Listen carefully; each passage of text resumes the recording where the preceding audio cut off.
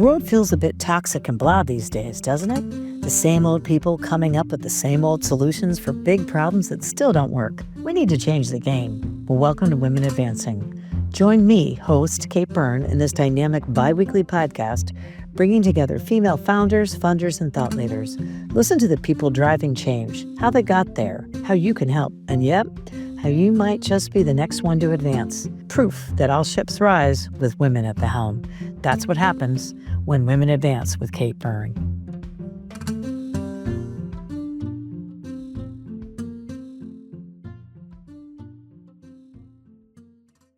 Today's guest, Sandy Hausman, is the Charlottesville Bureau Chief of Virginia Public Radio. Sandy is fantastic because she's been everything from a stringer reporter to a station manager and beyond. She has done radio. She has done newspaper. She has done large ABC affiliate radio. And now she's busy bringing the stories of Charlottesville and the Charlottesville area to life.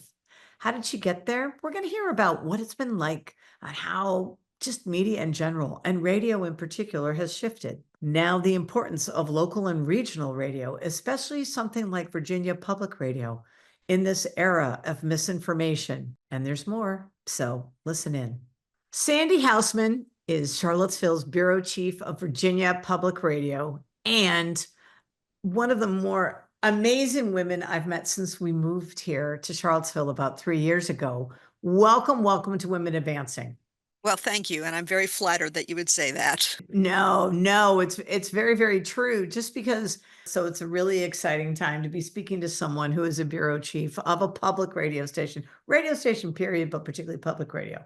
So, we'll talk a little bit more about that, but I want to dive in, my dear, about your path, because I'm always smiling.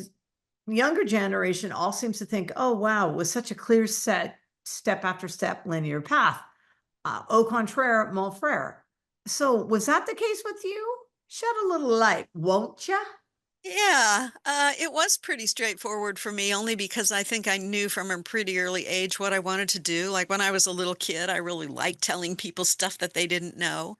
Yeah. And when I was in junior high school, I took a journalism class and I wrote for the weekly suburban newspaper in Columbus, Ohio. And so I was, on that track for a little while. In my junior year of high school, we changed communities. We moved to New York, right outside of the city, and it was a very different culture.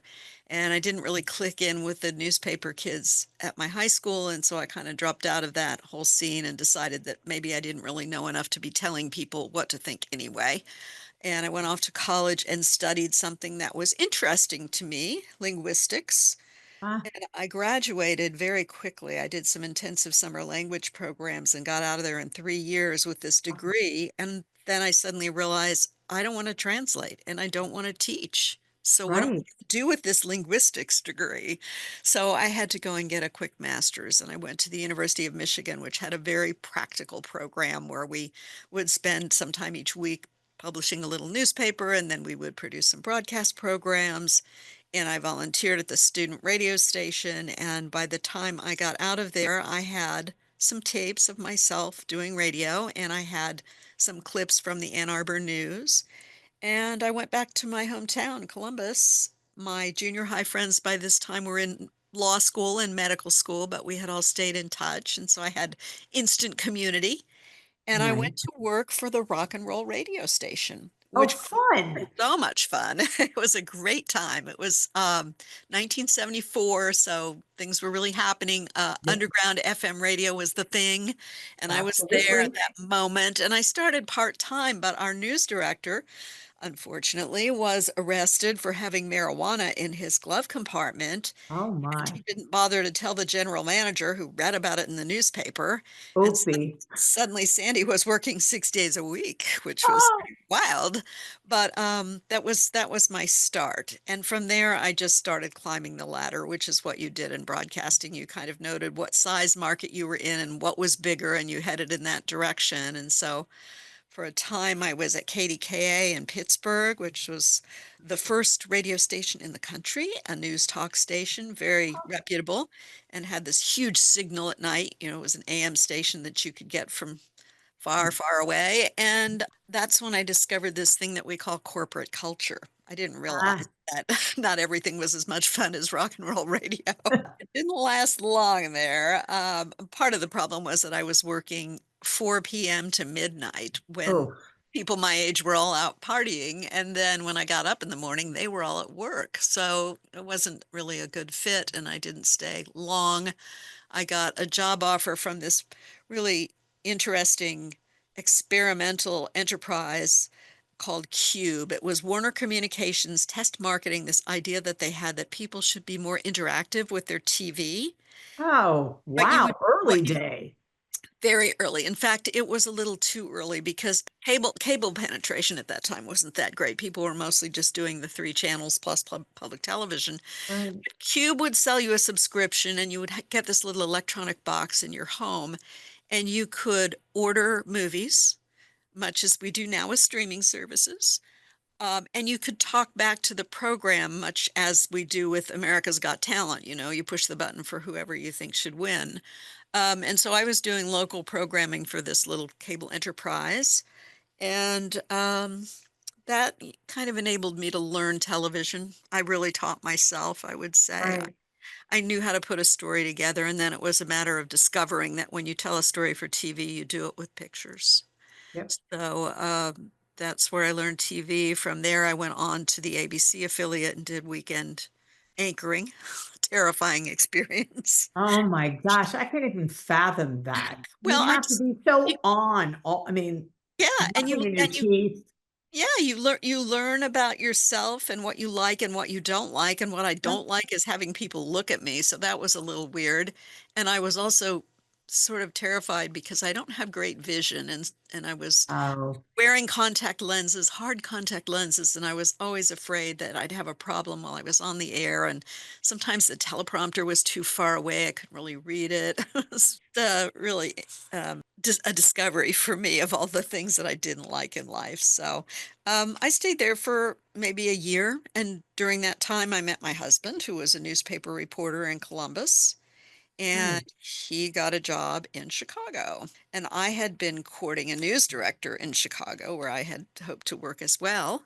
Oh, nice. Yeah, it was interesting. I had just met Dean, and I got a call from WBVM, and I went and talked to them and then ended up turning them down because I didn't want to leave. I was having a good time in Columbus, and I'd done the KDKA thing and didn't like it, so I was afraid of that happening again. Right. But this music station called me a couple weeks before we were going to move together to Chicago. This guy called me and said, I can't pay for your move, but I can give you a really good salary, and we'd like you to come and do the afternoon news. And I said, fine. You know, we'll let the Sun Times pay for my move, and I'll be there. You know, what time should Right. I? Perfect. So the first year of Chicago, my husband worked the night shift at the Sun-Times. He was the night editor, and I worked a sort of day shift, and we would meet. We had exactly 1 hour between six Oh, that's and 7 to meet, eat dinner, smooch, catch up. Oh, it was great. I mean, it makes the marriage very fresh, I will say. yes. But Chicago was so great. I mean, talk about a lively, vibrant city, multi-dimensional, sort of unlike someplace like Washington, which is Right. all about politics. Chicago is all about everything, and Exactly. we had a blast. That first year, the trains went on strike, so people were finding all kinds of crazy ways to get to work. The firemen went on strike, which was really insane. It was the dead of winter. Oh Then my the God. teachers went on strike. Then the school board resigned en masse. Jane, Oh, Jane Byrne was the mayor. She was this really quirky mayor, and she and her husband moved into a public housing project because there were shootings there and they wanted to settle things down. I mean, it was one crazy story after the next. absolutely. You're like, what is going on? And we would spend hours sitting outside of negotiating sessions with other reporters, just getting to know everybody. You Yeah. know, it was fun. Yes, indeed. So I did Oh, that for a bit. And then I went over, well, actually, the other thing that I did that was so much fun in the early days of Chicago was to start two radio talk shows on Sunday night.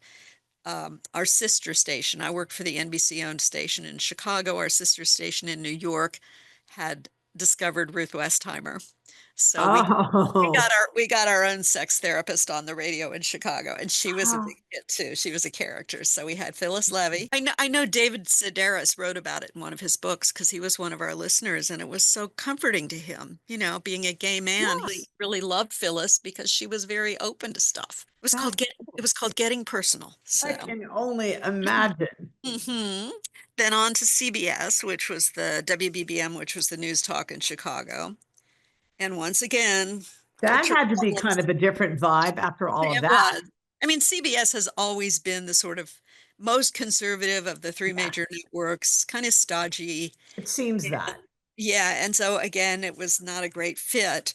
But fortunately, I had applied for a fellowship at the University of Chicago and I got it. So I arrived at WBBM as a lame duck. They knew I would be leaving in 6 months.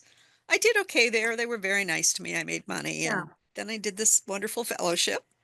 Just yeah. took a break from journalism. And when I came back, it was a question of what to do with my life, and I decided I would freelance. Yeah, freelancing was interesting because I worked harder than I'd ever worked in my life, and I made less money than I ever made in my life. It was Yep, really, that's the way it goes. Yep. yeah. So, but I did at that time, the year that I spent freelancing, I wandered into corporate video. I discovered this whole world of people who made programs for money and traveled all over the world to do it. And that was very interesting. The company that I initially worked for was the AMA's production company. So we did a lot of medical Oh, stuff. okay. Yep. Got a lot of pharmaceutical company money to do interesting programs. I really learned a lot about medicine and how doctors think about things. It was a great education for me. And as I said, I mean, I just went all over the world. So it was a great That's experience. fantastic too. Yes, I did that for a few years, and then I decided to start my own company, and that was very interesting, instructional. I did Yeah, pretty well. I think because all boats were rising at that point, you know, the right, economy was right. strong, the drug companies were throwing money off trucks, and I knew people by that point. And so, you know, I took a deep breath and jumped, and I thought, I don't know if I'll have any clients, but a lot of the clients from where I had been just came with me. And followed you, which is a Yes, testament to exactly, you. That's great. exactly. So I did that for a while. And when traveling started getting to be no fun anymore, I started thinking, okay, what else can I do? Because I was by this point in my mid 50s. Right. So Wow. I figured, where am I going to finish up my career? And I was sitting in a business center in Omaha waiting for a flight, and I saw this ad for Virginia Public Radio in You're Charlottesville. kidding. And I had just been here with my daughter who was college shopping. And Uh, as we were leaving town, I said, well, let's just look at that historic downtown mall thing because you see the signs around town. I didn't know anything about it. And we stepped onto the mall and I thought, oh my God, this is cool. Why this wouldn't is exactly almost identical to my experience. yeah, Yes, it is. it's not well known outside of the DC, Virginia area that this is a little Enclave. center of light. Yeah, Yeah. so I knew I liked Charlottesville, and so for the heck of it, I just applied for this job. I didn't even tell my husband I did it, and within a day or two, they called me. Yeah. I sort of had a sense that Virginia Public Radio didn't realize what they had. They had this whole network of stations. It was It's a cool amazing. at a time when regional reporting is so important, you A- know? There's such a no. space for that. So it was pretty great. I mean, it didn't turn out to be the job I expected. I thought I would mostly be interviewing college professors about their research, and I thought I would be on NPR a lot, not Right. realizing that NPR is right up the road and they can send people whenever they want, and they have an abundance of smart, talented people. Uh, Right. but it's really been fun. I mean, this is such a great area. The listeners are so smart and so interesting, and there's so many stories to tell. And I love telling stories, and I love working independently and not having to deal with a corporate culture particularly. I mean, I Right. find that I love the people I work with. They're very kind. And I've always loved public radio, even though this is the first time I've actually had a paycheck from public radio.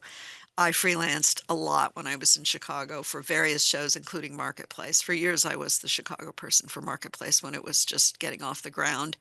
And I worked for the midday show, which has subsequently been replaced, I guess, by Here and Now. Uh, Yeah. So I knew public radio. I just could never afford to work for public radio because it didn't pay. But Right, while I was off doing TV, radio just reshaped itself drastically. I mean, in the day when I started, every radio station had a little news department. Everybody had news. And right. suddenly these big companies were buying up stations and creating networks and just playing music. They didn't have local news anymore. And at the same time, Ray Kroc's widow left Uh, NPR a big chunk of money. And so suddenly, public radio was the place.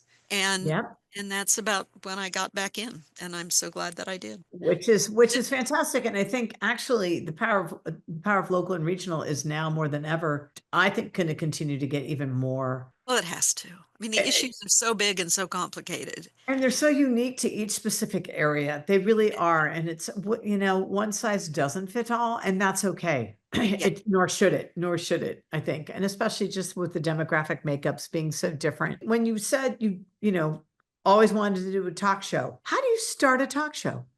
I mean, it seems like you've done that here and there and everywhere. Yeah. It just kind Yeah. of happened upon it.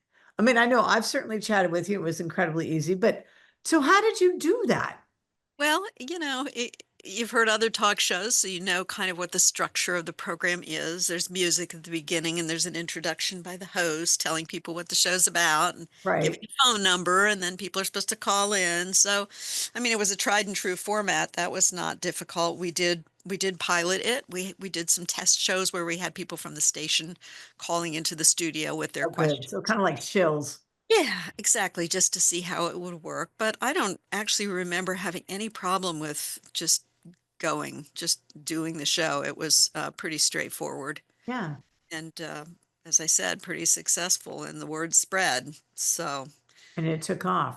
And how is Virginia Public Radio related to NPR too, just from an overarching structural, so that's people a can good understand question. in their respective states how that all works. Yes, yes. NPR is I don't want to say a completely separate organization, but they are their own thing. They are our national network, much in the way that there will be an ABC affiliate or a CBS affiliate in your small town, but the network is the network, and NPR is our network. We are what's called a member station, which means we are entitled to buy programs from them. But Ah, we have to pay NPR for every show that we use, meaning Morning Edition, All Things Considered, and everything in between and after and before. All those yeah. shows come with a cost, and we have to raise money in order to pay NPR. NPR also raises money by doing corporate underwriting, as do we. That's the other funding stream. But most of the money that we need every year comes from listeners. So it's an From the interesting, fundraising, yeah. which is live and breathe by that. Yeah, yeah, it's a challenge, and how you do it is a question. For a while there, and I guess maybe still, I haven't listened to WMRA, but there was a time when they were doing what was called more news, less talk, meaning that they didn't harangue people to send money. And I think that what a lot of stations have found is that that doesn't really work as well. You just don't Mm-mm. do as well financially, and you just have to hound people. In this age of misinformation, Yeah, now more than ever, it seems to me that we as, active community members and conscious citizens should definitely be, reaching out and helping support this. yeah, well, we're not in the habit, shall we say. I mean, for many, many Correct. years, broadcasting has been a freebie, and we've sat through the commercials, and that's the way it went. So this is a whole different way of looking at it, and we've seen what that's done to, advertising has been decimated at the local level by the Yeah. internet. Yeah, it's a new world, 21st century, on we go. Well, no kidding. Yeah. And so how does one discern truth to misinformation? Yeah. Are there some sort of best practices, or here are three questions one ought to ask, or if your gut makes you go, that's worth listening to it, right? What Yeah, advice do you the have? motto of journalists back in Chicago was, "If your mother tells you she loves you, check it out." Yeah. It might be true. I would say, and maybe this is just the bias of a baby boomer, that I still trust the mainstream media very much. I still think that the Washington Post and the New York Times and CBS, ABC, NBC, CNN get it right most of the time. Yeah. And I do think that there is a certain understanding that we have between us and our viewers, listeners, readers. It is self-policing, it's true, but the deal is we will work hard to earn your trust, and then we want you to trust us. And Right. unfortunately, I think that that has broken down, but I I know a lot of people in the business. I know a lot of the people at NPR, and they're very smart. They're very well educated, and they know their subject matter. That place, they don't let you do a science report unless you have a PhD in one of the sciences. That's kind of Right. the way it goes at NPR. So, if you hear something that seems weird or doesn't quite make sense, or you have questions, then, Google around and see what other people are saying about it. And if you find that both the Post and the Times and the Chicago Tribune, maybe, I don't know how good that paper is anymore, but if there are multiple Right. mainstream sources reporting something, then I'm comfortable with believing it. And of course, you look at their sources. Who's telling them what, And does that person have some sort of an agenda? Do they have a political track record in one direction or the other? Right. I think one of the most damaging things to happen to the news world was Fox. The fact that they came in with such a strong agenda and continue to report things with such a slant, it's just Yeah. very unfortunate.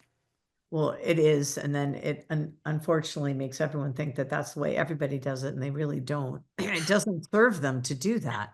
The whole point is to encourage conversation Yeah, and maybe even debate. That's actually okay. right, right. So that's kind of the critical piece. Well, and then, you and I had a very similar experience of experiencing Charlottesville, right? And then, 2017, there was an unfortunate, to say that is such a light statement, just Yeah, a really dark day. yeah, And there's so much, and it was not by people that were local at right, all. right.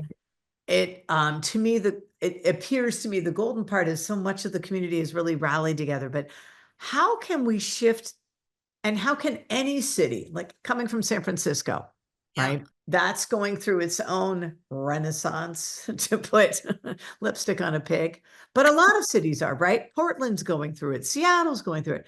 How does one shift the narrative so that it can give people the, positive that it's gonna be okay, we're gonna get through it, but it's gonna take everyone rolling up their sleeves. I don't know. I guess I'm not too worried about Charlottesville. It is what it is. And honestly, my first thought was good. Maybe people will stop coming here and we can stop, dealing with traffic and the other issues that come with a growing population. But when I first arrived, of course, when I told people I was moving to Charlottesville, they would say, "Oh, that's in North Carolina, right? Oh my gosh, That's right? Charlotte." People, Or geography. or, "Oh, that's South Carolina. No, that's Charleston." And Yes, I still think there's a lot of that. I still think people don't really know. Um, I don't know, one thing that changes the image of a place is sports, as yes, UVA does well, people begin to associate the city with the university, and right. despite its level of sophistication, Charlottesville remains a small town. It And does. I really wish that I could sit down with everybody who does a media event here to talk about how to do that, because I find that people don't really understand what reporters need, what they want, and how best to get their story out. What skills through all of that change, obviously resilience, curiosity, but what are the skills that you relied on early days of your career, and how do they differ from the ones you rely on now? And Yeah, do they? I think you hit it. I think curiosity is really important, that you have Yeah. to sort of keep your eyes open and always be wondering and asking questions. And there was a guy in my day named Charles Kuralt. He did a segment Oh, for PBS called On the Road. yep, He was in a mobile home and he was just cruising around looking for stories. And I've done that a number of times. It's amazing. Almost anything that you see can be a story. People have tales to tell, and you find wonderful stories in all kinds of places. So you have to be open to that. yep. And I guess now that I've been at it for a long time, it's not as easy because I feel like I've told a lot of stories. And so if something presents itself, my initial reaction is, I've done that story already. I may have done it 5 or 10 years ago, and maybe the listeners need to hear it now. But yeah, that's the hard thing about being at it now. And at some point I will retire. But I'm still kind of tickled by a lot of the stories that I do. And I'm also very committed to certain topics that I feel don't get enough coverage, in particular prisons. This Yes. state spends more on the Department of Corrections than any other department. We spend over $1 billion, 1.3 billion every year, which is just a huge amount of money. Yeah. And it's just such a hidden world. We don't know what's going on in these small towns with big prisons, and it's quite alarming, to be honest.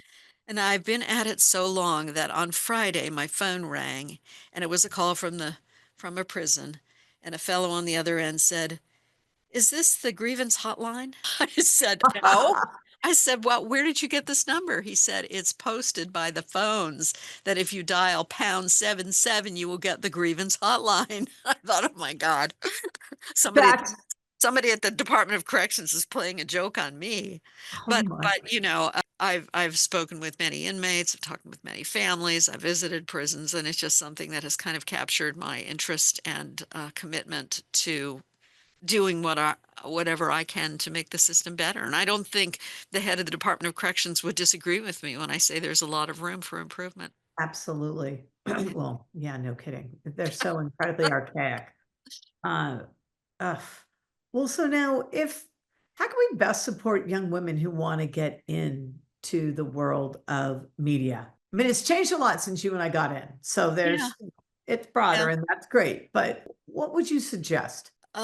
I guess for young women, the first thing I would say is when you have an inkling that journalism could be your thing, get involved early and try it out. Have that Right, experience, volunteer some time while you're in college to working for a student newspaper or a radio station. Recognize that journalism is not one career path, but many. That is, you could be a feature reporter where you're going to have to put on the roller skates and try the chocolate covered cicadas. Um, or you could be an investigative reporter, and then people are going to hate your guts and they're going to give you a hard time. And, you're not going to be loved, but you're going to do some good in the world, you hope. So, depending on what course you're going to take, law school might be a useful credential, uh, right, or some other degree pertaining to public policy. And I tell people, just having some body of work that you can show when you get out of college is really important because employers want to know that you can do the work. right, exactly. Well, and it in itself has shifted so much with the different types of either streaming or just media assets themselves and how quickly one can tell a story. Or so when you're deciding a story, Right. what catches your eye? Like how do you say, because to your point, there's so many stories. How do you how do the good ones come up to you? Well, I mean, I guess it really does come down to your interests and personality. What interests you? What seems Yeah. unusual, quirky about a situation or compelling? And I just sort of trust my own judgment in that respect. I was talking to a lady today who told me that this past weekend she went to something called a death festival. A death Oh, yes, that was a big thing here, and I Yeah. couldn't go. Oh, Yes. but what an idea, There's just something, or like somebody told me that there was a TEDx in a Virginia prison and that the warden in his spare time is a stand-up comedian. So he was performing at the TEDx. I was like, "Oh, that's wild." So anytime Yeah, something just strikes you as intriguing, then you want to follow up. And sometimes things strike you as very mundane, but you just think, "Oh, well, I'll just give it a go poke around and see what I find." When I first got here, somebody wrote a letter to Rick Mattioni, who was our news director, telling him that his darling daughter had won a violin competition and wouldn't we like to do a story about her? I, oh, I thought, and so of course he bumped it to me because he didn't want to deal with it. And I thought, right, my first thought was if I do a story about this child, every person with a talented child or a not so talented child will be calling me to do a story. But then I thought, well, maybe this guy's a donor. Who knows? I'll go talk to them. So I went to meet this family, and it turned out that the child was uniquely talented, very, Prodigy-esque. yes, she was lovely and That's really wonderful. enjoyed performing and was very bright. And the whole family was a story in a way. The dad was from the UK and he was a big music fan. And so he knew a lot of rock stars from Britain. And he had actually moved the family to Charlottesville in part because there was a teacher here that he wanted his daughter to study with. That's too. And she was just teaching violin on the side. She was at the Woodbury School for Boys teaching chemistry and doing this music thing on the side. But anyway, Jonathan gets a call from the lead of a band called Jethro Tull that was touring Yep. North America at that point, and he said to Jonathan, "You wouldn't happen to know any very talented violinists because we've just lost our fiddler, and we need to replace her quickly." And Jonathan said, as a matter of fact, I do. So he recommends this woman, the bespectacled teacher of chemistry, and she meets the band and they hit it off famously. And she tours with them and she ends up in LA writing music for a film and playing with, other huge bands. Oh my gosh. I know. And anytime she comes back to Charlottesville, she shares with this little girl her experiences. Whenever she's out in the world having these amazing concerts and recording sessions, she's thinking Right. about Chloe back in Charlottesville and thinking, what can I tell her? What can I share with her? So it was quite a fun story, I have to That's say. awesome. That's talk about see it to be it. That's Yeah. wonderful. Yeah. You just never Perfect. know. Yeah, no, so true. Well, so, in closing, and this is a perfect segue for this, what advice would you give your younger self, knowing what you know now? I've alluded to this earlier, but I think that it's very important with jobs that you find one that's a good fit. That Mm, has to do a lot with what I described as corporate culture. yep, In my years doing corporate video, I was able to observe the corporate world and realize that that just wasn't for me. I wasn't going to be good at that. And I also have learned, and I share this at my advanced age, that unless somebody asks you for your opinion, it might be best for you to say nothing. I think that when you work in an organization and they're writing you a check every week, your obligation is to try to get along with people, to be supportive, to be kind. right, As a young person, I was very, I don't want to say aggressive, but certainly assertive and opinionated, and I probably opened my mouth more than I should have. And now I'm very comfortable with where I'm at now. I've been a news director, by the way, so I know what it's like to be right, in management, and that's very difficult. And people are always complaining, and you can never give them enough praise. So I cut everybody some slack now that I am where I am, and the perfect job for me. I would say right. just, try to know yourself and find places where you can be yourself and do what you love. Because the truth too is that there's often more than meets the eye in the situation. Always, Right? absolutely. And Yep. how many times have you heard from people, "Oh, we want transparency." Do you? Do you really wanna know? I mean, I've had people say, "Oh, I wanna know the budget. I wanna know we should know the financials." Okay, I'm happy to do that, but do you have the stomach Yeah. to see what this really is and when to, like, fall apart and freak and you know what I mean? Listen, Sandy, thank you so much. Thank you so much for all that you're doing, over at Virginia Public Radio and also just to enlighten the community. And, with the prisons, that's another conversation in and of itself. So I really would love to have that. But for right now, on behalf of Women Advancing, I'd love to just say thank you so much for everything and look forward to our next conversation. My pleasure. Thanks for having me.